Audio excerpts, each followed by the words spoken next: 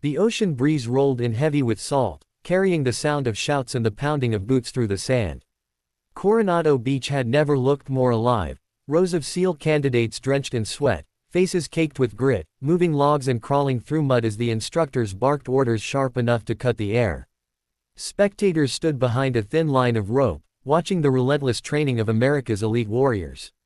Among them stood a woman, still and silent, her arms folded, eyes hidden behind dark aviator glasses. She wasn't cheering. She wasn't smiling. She was just watching. Her name was Claire Dalton. She told herself she had only come to watch. She had no right to be here, not after what she'd done, not after the years she'd spent buried under false names and quiet disappearances. But when she saw the SEAL insignia again, when she saw the surf drills, the exhaustion, the raw willpower, something inside her stirred. A part of her she had spent years trying to kill started breathing again. The loudspeaker crackled, breaking her trance. Next phase, log PT and cold surf immersion. Move, move, move. The roar of effort followed. Claire's eyes tracked the line of recruits staggering toward the freezing Pacific. She'd been there once. She could still feel the sting of salt on her lips, the numbness in her bones, the shouts echoing through black water. Hell Week, they called it. It wasn't a name. It was a truth. She pulled her jacket tighter, as if it could shut out memories she'd buried in the dark. She didn't notice the man watching her from across the training yard. Commander James Riker, seasoned SEAL, gray at the temples, posture sharp as the knife clipped to his thigh.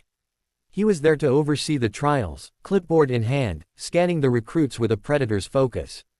But his eyes caught something else, someone who didn't belong. The woman by the rope. Too steady, too calm. She wasn't some tourist come to gawk. Then the wind shifted. It tugged at her jacket sleeve. For a moment, the fabric slipped up her wrist, and Riker froze. The ink caught the sun. A falcon in flight, diving through a ring of stylized waves. He knew that emblem. He had seen it only once before, on the shoulders of operators who were ghosts even to their own command. Task Force Falcon, officially erased, and officially whispered about in corridors where clearance badges didn't help. Only 5 people ever bore that tattoo. And all 5 were dead. His heart kicked hard. No way, he muttered. He turned sharply, handed his clipboard to an ensign, and strode toward her. Claire noticed the change before he even reached her. The atmosphere shifted. Soldiers noticed him moving with purpose, and even the instructors went silent as the commander cut through the crowd. Her jaw tightened. She turned slightly, ready to slip away into the line of civilians, but his voice carried, low, steady, impossible to ignore. "Ma'am," he said, stopping a few feet away. "Hold it right there." She turned slowly, meeting his eyes. The crowd noise seemed to fade, leaving only the sound of waves crashing behind them. "Something wrong, Commander?" she asked. He nodded to her wrist. "That tattoo. Where'd you get it?" She didn't flinch, didn't look down. Her voice stayed casual. "Tourist shop in Bahrain." His stare didn't waver. "Try again." For a moment, they just looked at each other. Her pulse picked up. She could feel the weight of his suspicion pressing down, the years of silence between who she was and who she had become. Finally, she sighed. "You shouldn't ask questions you're not ready to hear answers to." "I thought everyone in that unit was dead," he said quietly. "Everyone was," she replied. He took a slow step closer. "Then what the hell are you doing here?" Claire's gaze drifted to the recruits in the surf, the ones struggling, shouting, clawing through exhaustion. "Watching," she said. "That's all." But he could see it, the subtle way she shifted her stance, the trained posture, the faint tension in her shoulders. That wasn't a spectator's body language. That was a soldier evaluating the field, reading tactics, mapping exits. "Claire Dalton," he said finally, the name falling like a secret he'd carried too long. "You were Lieutenant Dalton. Task Force Falcon, call sign Ghost Eagle." She froze. Her throat tightened, but she didn't look away. "I was," she said after a moment. "Until Falcon went dark. I read the file," Riker said. "Operation Java C. Everyone presumed lost in a hostile engagement. We held a memorial." Her lips curved slightly, not quite a smile. "You should have saved the flowers. We weren't lost. We were erased." The air between them felt charged, like the moment before a detonation. He studied her, searching for lies, but there were none. The eyes were the same, fierce and haunted, the eyes of someone who'd seen too much and refused to break. "Why show up now?" he asked. "Because someone's using Falcon's insignia again," she said quietly. "I saw it 3 days ago on an encrypted military feed. Men with the Falcon mark, operating in Syria.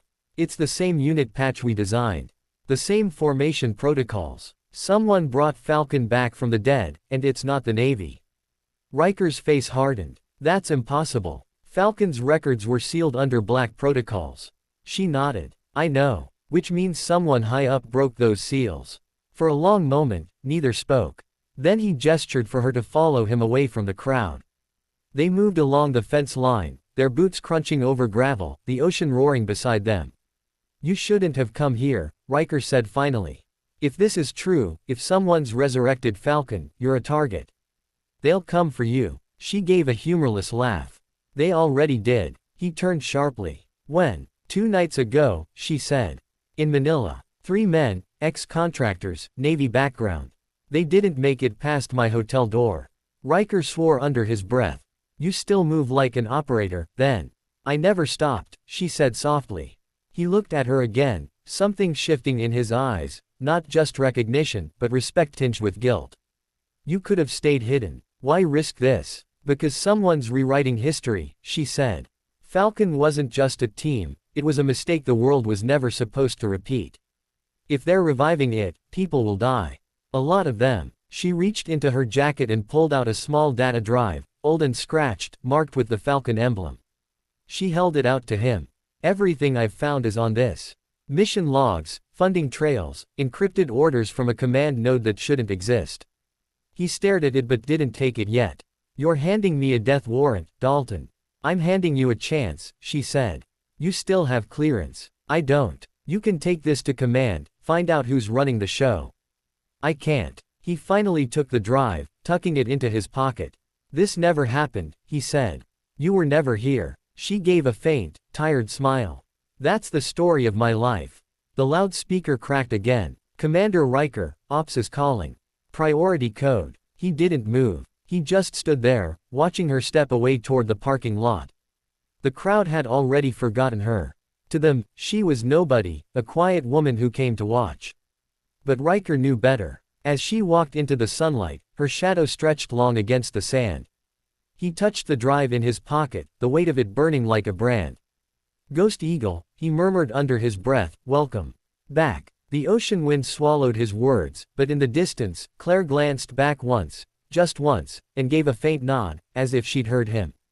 Riker stood there long after she disappeared, his mind already racing through names, files, operations buried under black ink. Because if she was right, if Task Force Falcon was flying again, then something dark was moving under the flag he'd sworn to protect.